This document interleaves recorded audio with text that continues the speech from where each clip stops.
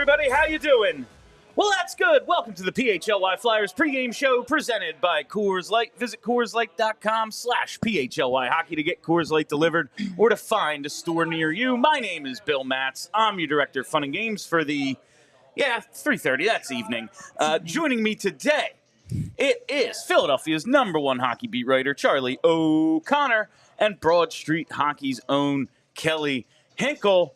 Happy holidays, everybody. Yeah. How was your Christmas? It was nice. Good to see everyone. It was great. Yeah. It nice feels to like be back. I know it was just Monday we did Festivus, but it feels like forever. When I see you like every day, it's honestly it feels like a while. It feels like it's been a little bit, and the Flyers are back for the first time in a little bit after that Festivus drubbing. That sure was a hockey game we got to watch in Pittsburgh on Monday. What was it? 7-3 was the final. 7-3. Sure was. They got that garbage goal at the end. It is now the first game of the classic Disney on Ice trip. Yes, it's after Christmas. Disney They're out on west. I know that they technically road trip started before the holiday, but really, this is it. They're out west in Anaheim today. It is the Disney on Ice trip. Typically a trip that treats the Flyers so well. Yeah. Last couple of years, it hasn't been as bad. Not It hasn't as bad. been. It hasn't But there was been. a run of 10 years where it was always bad, to the point when where they were good and it would still go poorly.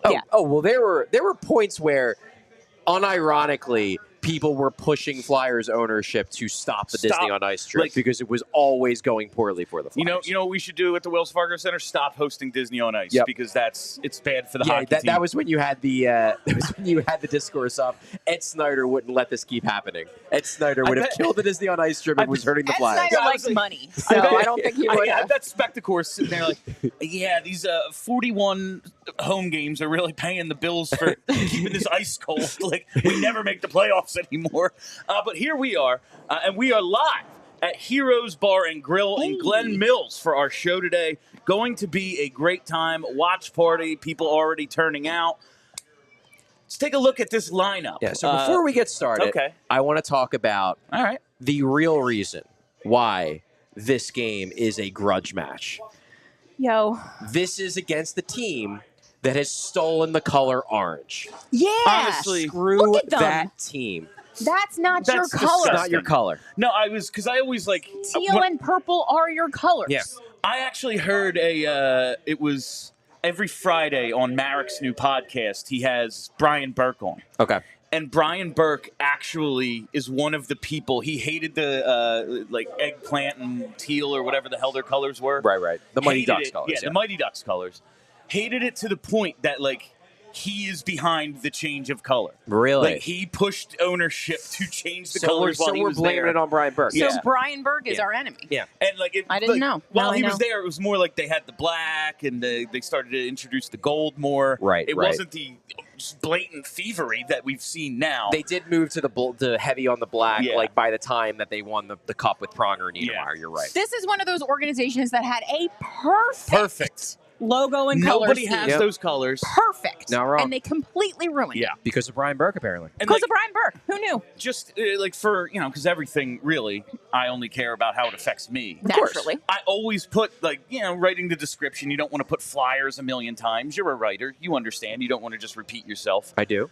I'll put in the orange and black. I'm like, I'm not even going to reference orange in this one. Can't. Because they wear orange too. And they it's too are infuriating. Orange and black. Yeah. But I guess that is one of the many things that they have stolen from us over the last couple of years. We will get to Cutter Gauthier. Obviously, the first showdown between the Flyers and Cutter.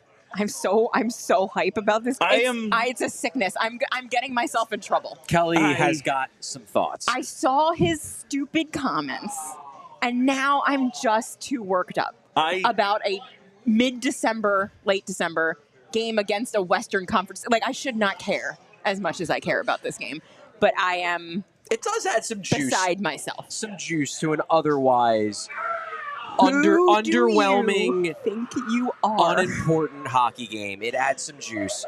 The 20-year-old has added juice to the game. Hate him. All right, let's start Look at those with dead eyes, Charles. Dead behind the eyes. With tonight's lineup, we got this tweet the other day from Kevin Kurz. Mr. Kurz. So Ula Lixell, who was called up the other day, he is scratched. He's not playing despite the recall. He's the extra. He is the extra for the trip because they need a guy. It is real hard to fly someone across the country, at a moment's notice and have them be ready for a game. So you want to bring an extra forward and an extra defenseman. They only had 12 healthy forwards in their roster. Now they have 13. I guess this really shows, Delorier is actually hurt. This was not just like a paper move here. He's out for a bit. I believe Jean Tortorella said it was either late last week or early this week. He said that he's expected to be out for another month. So I guess the injury was truly legitimate. The only way it might not have been fully on the up and up is if this was something that Flyers were like, okay, hey, do you want to get surgery on that thing? Why not? It's a great time to do it. Yeah. But it does appear that Nick Delorier really did tweak something in practice at the perfect time for to solve the Flyers roster crunch, and then is going to miss a month and a half with it. It looked so Vegas, so Tampa. It did. It very you're much hurt, huh? How about that? Oh, well, that roster spot we needed. Yeah. But they brought Lixell along for the trip. It looks like that's legit. And he's out another month. It's clearly legit. The big thing, Lawton to the Couturier Konechny line, Farabee down with Paling and Hathaway. We've said all along, listen, Farabee, he's been playing all right, but you got to score. Got to score at some point. He's done this to himself. The play has not the goals will catch up with his play. It's gone the other way. And that's what we kind of feared for a little bit. It was when he doesn't get that payoff, what happens? That was my big concern. And the play has dipped, and the now frustration sets in. He's on the fourth line. And listen, they need Farabee to be a top six forward on this team, whether it's for this team or for his trade value, whatever. It's true. But he hasn't been good lately. He's got 4 goals on the season. Not good. He's supposed to be a point-producing top 6 winger, and he's not. 12 points in 35 games. And one thing about Lawton that's worth noting, because on its face, moving Lawton up to the top line is a little weird. He spent almost the entire year on that fourth line. He's not considered to be a top scorer. But you look at his recent production. He had 2 points in the Pittsburgh game, didn't score against Columbus, then an assist against LA, an assist against Detroit in the rematch, didn't score against Minnesota, then had the 4-goal game. So we're talking about points in 4 of his last 6 games, and in those 6 games, he has 8 points. So perhaps it's as simple as they're thinking Lawton might just be feeling good about his offensive game right now, and they're going to give it a shot and see what he can do. We have seen him in small doses do okay in a top 6 wing role. He has enough skill to hang. Yes, it's not where you want him over the long term, but he can hang there for a few weeks. This isn't we're going to try Ronaldo up top. It's not that. Lawton, he had a 4-goal game 2 weeks ago. Exactly. He does have the ability. It's one of the things we like about him. He's versatile. Yeah. Ideally, do you have him on your fourth line? Sure, and that's a damn good fourth line. Yep. But you can move him up, and he may even produce for you in those. It can't hurt to try, right? What the hell's the difference? The first line left winger has 4 goals. He had that in one game. Let's see. What's it going to hurt? Ersson is in net tonight, and I just saw this on Kurz's timeline too. The Flyers have the worst save percentage in hockey. They're giving up the most goals per game. They do. Ersson, it feels like that. Ersson has an .872 save percentage. Kolasov has an .878, and Fedotov has an .877. Yeah, so Ersson now has the worst save percentage on the team, and no one is above 88%. Yeah. Which is rough. That is some 1980s crap right there. Yeah. No, they could you can win a Vezina with these numbers if it was 1985. I don't even know if you could in 1985. Now it feels low for the 80s even. It might be a little low even Maybe for that. This is your average 1985 team. Exactly. I really like we've been over this. I really like Sam Ersson. I really respect how he just kind of put it on himself last year, didn't make excuses. I wanted him to get this shot. Obviously, there's a lot of season left, but we have a pretty big sample size with Sam Ersson. And outside of a 2.5-month run as a backup turned split 50-50 guy, He's been bad.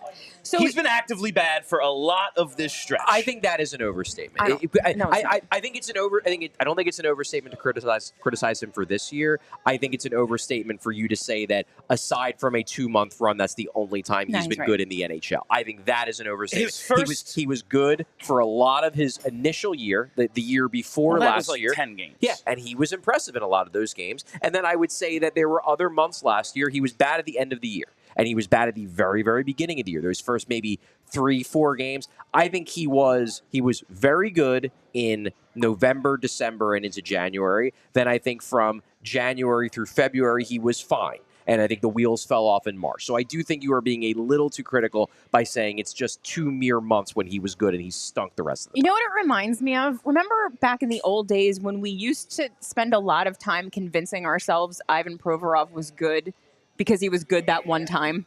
But like for the bulk of the sample size that we had on Ivan Provorov, he was actually not that good. But we were like, yeah, but remember that time? He was really good that time. And I'm seeing a lot. I feel like we're with Ersson, like that's where we are. Like he built up a lot of goodwill last season because he was good and then he took on way too much work and we all felt bad for him because that seemed to be why he was faltering. Maybe he's just not that good. And that's like the circumstantial excuses like, yeah, man, Ivan Provorov was paired with Andrew McDonald. So it's like, well, we have to grade on that curve, you know? And I feel like we're doing that grade on a curve thing. Are we? Because I'm seeing Ersson get a ton of criticism everywhere. I don't know. I don't know what world you're living in to say that he's not getting criticized. He's getting criticized a lot. I think it happened. I think this has turned very recently. Okay. At least it has, like, in my mind. Like, I have been doing that thing where I'm like, yeah, but, like, is it really on him? And now I'm starting to see, well, when I see the entire goalie trio basically have the same save percentage, there is something to be said for the team in front of him ain't playing that well then because you're giving up basically this. But there was unclear. A stretch. It might just be they're not playing. Sometimes the goaltending is just bad. They're not playing this poorly. They're not playing so poorly that everyone's under 888. You know, like that's 880. Well, like that's insane. I mean, one of them is a 28-year-old who never played an NHL game before in his life before 5 minutes ago. One of them is a child, and one of them is Sam Ersson. So, like, the first two, I can give a little grace to. Like, for me, I feel like Sam Ersson needs to be like the definitive number one goaltender, and he's just like not. And they're using him like it. Yeah. They still. I feel like if there's any frustration on the part of Flyers fans, it should be directed at the fact, like the people who are very frustrated with Ersson. Yeah. The only people who are not seemingly extremely frustrated with Ersson are the Flyers, because they're the ones who keep using him as a number one goalie because they still believe he's going to turn it around. I got a lot of thoughts about the Flyers right now. Also, save them for a regular show. I'm just saying. No, and listen, if I'm the Flyers, if Sam Ersson turns out to be a number one goalie, dope, cool, we have a number one goalie. If he turns out to be this, we got a top 10 pick. Yeah, we're going to keep using him as a number one, see how it goes. Yeah. I'm totally fine with that. I am totally fine giving him this year, even if it goes very poorly. I just don't think... I think you have to work the other guys in still. I don't think he's getting let off the hook by anyone. Okay. That's my view. I think he is getting extremely fair criticism for how poorly he's playing. I don't see a lot. Like, with Ivan Provorov, I absolutely saw that. I saw people, and I was part of it. He's been getting, 26 minutes a night. He's had bad partners. The team is bad. Everything is bad. And it was everybody making excuses for Provorov. Until we eventually were just like, he's a number two. Yeah, that's might not even be that. I mean, a second pair. Yeah, exactly. But with Ersson, I'm not seeing a lot of people sticking their necks out to defend him. I'm seeing a lot of people saying very clearly, maybe this guy just stinks. I'm actually not ready to go there yet. I want to wait and see how the rest of this season plays out before I decide that he's just not very good. But I will fully acknowledge that the last few weeks have me more open to the possibility that he might just be bad. I still want to see, and again, if it keeps going this way, still want to see. But I am starting to make up my mind that it ain't going to be him. Maybe in a backup role, maybe in the role he was in when he was the tandem guy with Hart. Maybe he's best suited for that. Or maybe that was just a nice run he was on. I don't know. I want to find out, but it is going real poorly for him. It is. And I think for the first time, I'm just I'm having trouble blaming it on anyone else. That's typically what we do with goalies because I don't know. I grew up in a world where you're not allowed to criticize goalies. That's I mean, as media, that's all we do. As Flyers media. But that's just... Well, I mean, to be fair, over the course of our lifetimes. I think you people are going to love my bets. So let's get to that for you two and everyone listening. The royal I'm just kidding. I know. This pregame pick segment is brought to you by Bet365. Use code PHLY365 when you sign up. Whatever the moment, it's never ordinary at Bet365. Must be 21 or older and physically located in PA. If you or someone you know has a gambling problem and wants help, call or text 1-800-GAMBLER. Well, the first one you're going to love, everyone. Oh, yes. It's going to be Matvei Michkov, plus 250, anytime goal. He's due. It's been a little while.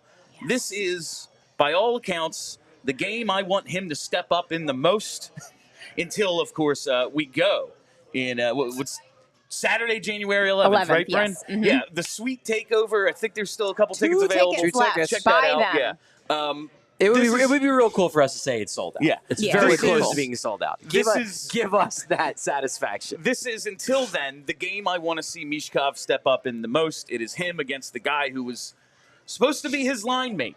The two blue chip prospects that were going to take us into the new era of orange. Yeah. And, they wear orange, so I guess it's kind of true. Yeah. Well, I mean, William has, fourth liner points, so I don't know if he's actually good enough to play with Matvei Michkov, but, I mean, Morgan Frost. Listen, let me have this. I'm going to do this for the rest of my life. We're going to go with Matvei Michkov to score because I need him to. If you love me, Matvei, if you love me like I love you, you will score a goal for us today. But because we are the Flyers and because we are a fatalistic fan base, Cutter Gauthier, anytime goal, plus 375. No goals in his last 6 games, and really it's just of course he's going to score. No. He has 4 goals on the season. He and Joel Farabee getting along real well. Why wouldn't he? Especially when we just spend all that time talking about how bad our goalies are. He does take a lot of shots, and he does. If you get a lot of shots on Sam Ersson or any of our goalies, chances are, Sam, I swear to God, today is not the day. I need Sam Ersson not to embarrass me in front of this child. I need him to, this needs to be the day that Sam Ersson makes a save that he needs to make. You know what I'm saying? No more of these ooh, could have had that one. No, not today. All right, Hanks. Especially on Cutter. Not particularly on Cutter. Really, that's the, if I win this bet, dope. If I lose, even better. So have we moved to discussing the Cutter Gauthier of it all? It's Cutter time. It's Cutter time. Throw up the rock. It's Cutter time. Cutter Gauthier, 4 goals, 10 assists in 33 games this season. Stinks. He has no goals, 2 assists. Both of those assists came in the same game over his last 6. I know this is one of those, some people think, you got to get over it. No.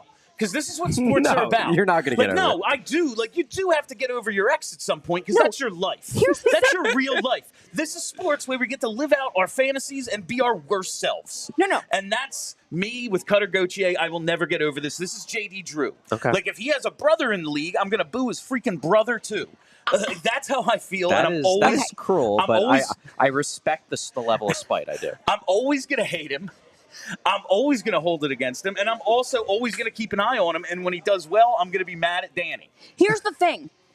I had not, and as we all know, when it comes to sports. Super reasonable measured, yeah.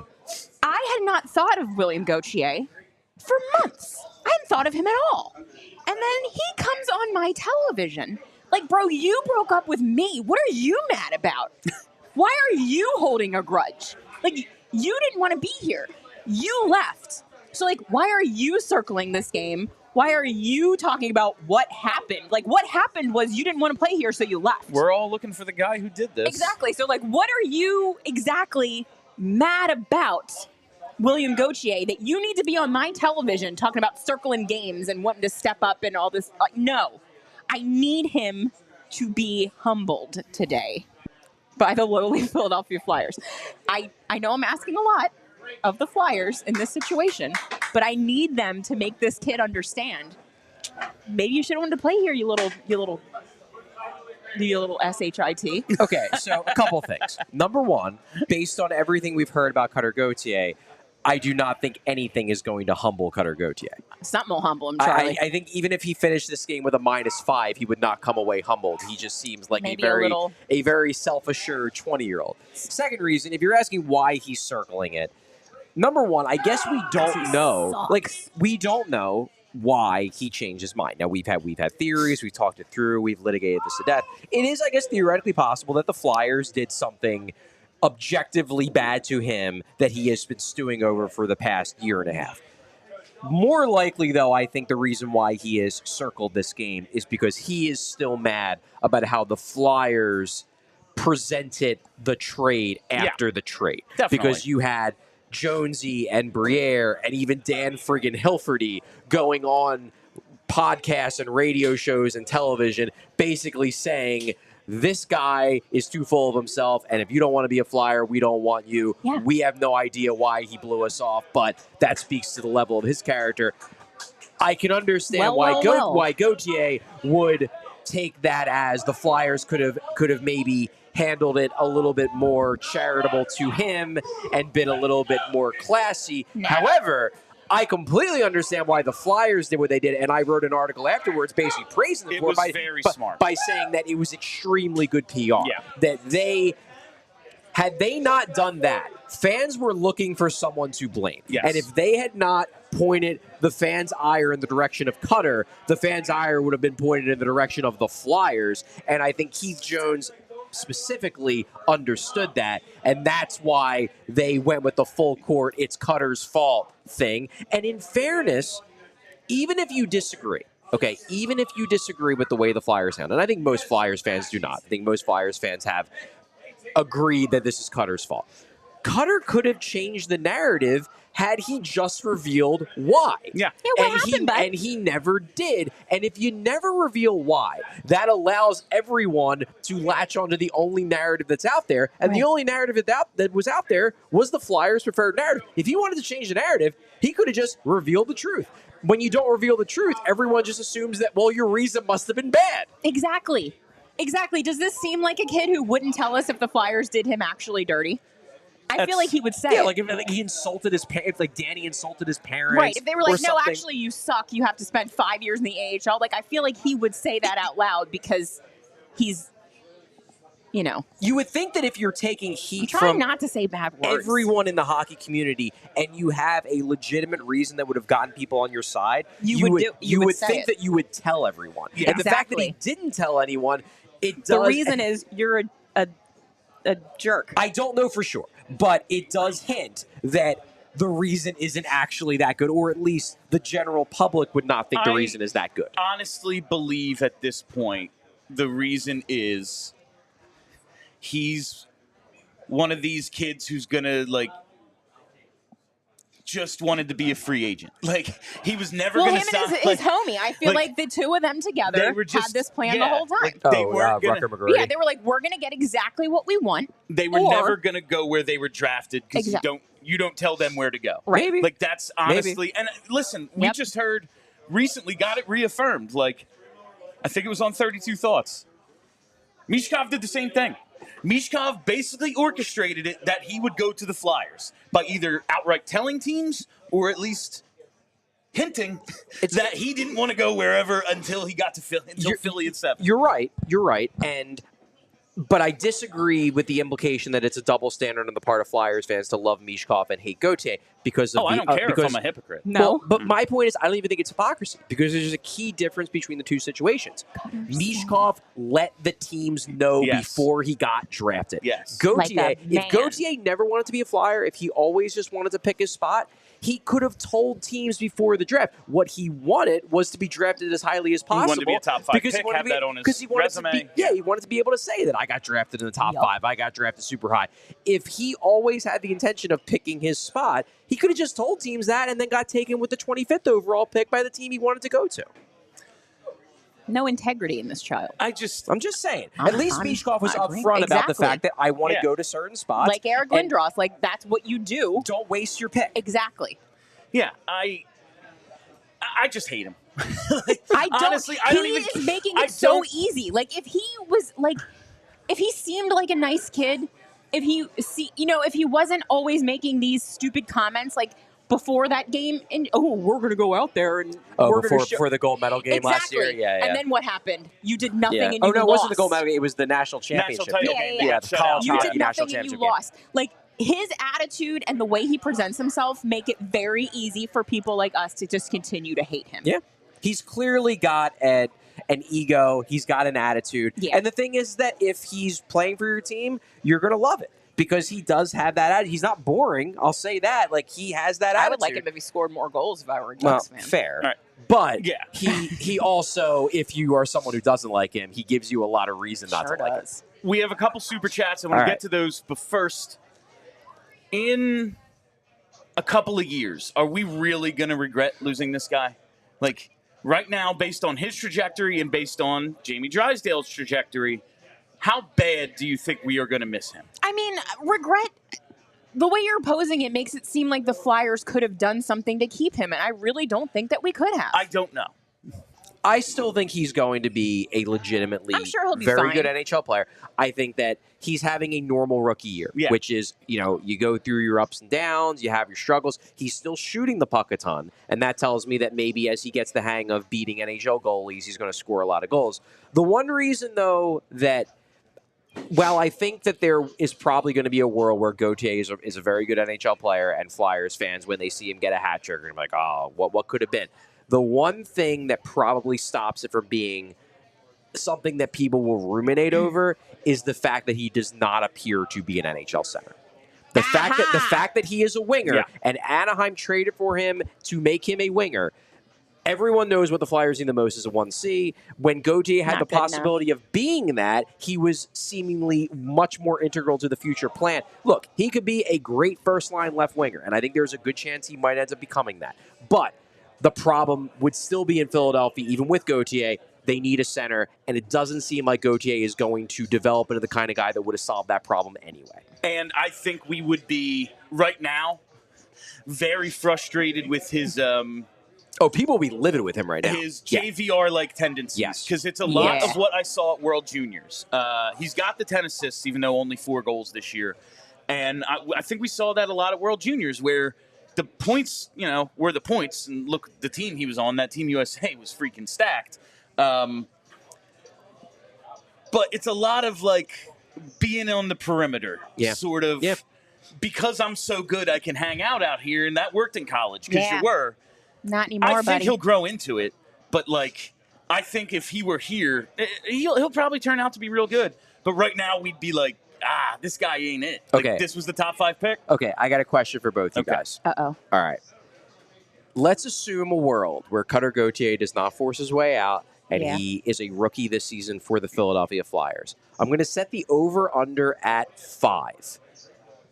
Scratches that John Tortorella would have given him by this point in the year. Over 5 or under 5?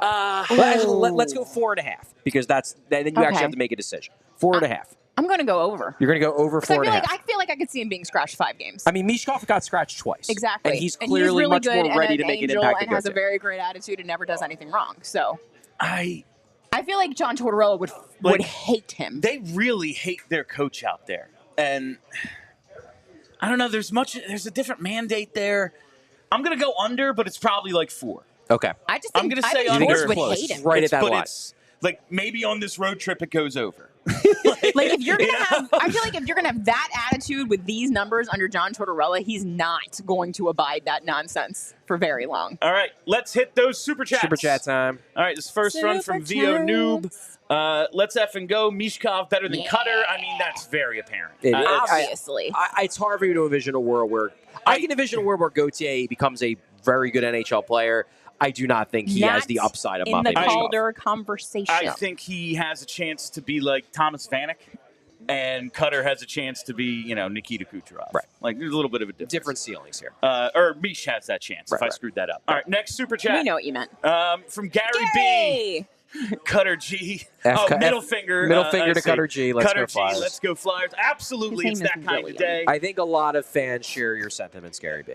I can't wait for that sweet takeover against them. And finally, this last one here. So, Bill, I lied to you. Oh, you lied. We lied. That is this might be the first time Brenna ever spoke on Brenna's this. on the good mic. reason. We have a special surprise for you. Something came in a little late after Christmas, but What is this? it's from Vince, even though he Vince? says it's from the crew. No, it's from Vince. What is this? Let me get it out here real Is quick. it a puppy?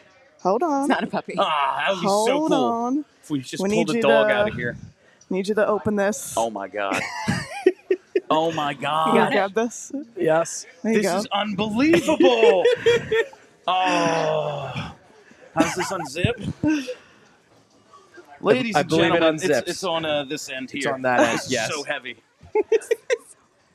This is unbelievable. There it is. It's the Flyers championship belt. Look at it. It's so good. Charles, help him. I am helping him. It's like really on there. It is tightly. There we go. Okay. Live TV, everybody.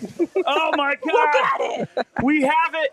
We have the. I need to get in screen here. There we it have is. the championship belt for post games. I want to rock this today. We better be able to bring it out, Flyers. I swear to you. I will destroy you. Oh my God, Vince, everybody, that is incredible. Isn't it the Thank you best so thing much. ever?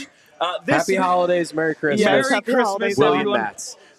This has been the PHLY Flyers The pregame only show. William in our hearts. The That's only right. real William. The real William. This has been the PHLY Flyers pregame show presented by Coors Light. Visit CoorsLight.com/PHLY Hockey to get Coors Light delivered or find a store near you. Thank you all for listening. Thank you for hanging out. I'm Bill. That's Charlie. That's Kelly. Until postgame, let's go Flyers! Yeah! We all silly like the mayor.